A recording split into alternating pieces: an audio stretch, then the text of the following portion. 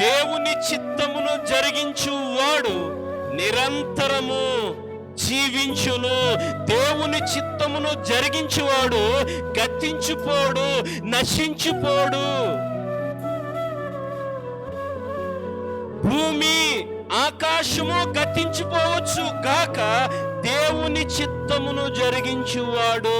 వరద వచ్చినా, వాన వచ్చినా, కెరటాలు లెగిసిన, అలలు లెగిసి నిన్ను చుట్టుముట్టు కొట్టినా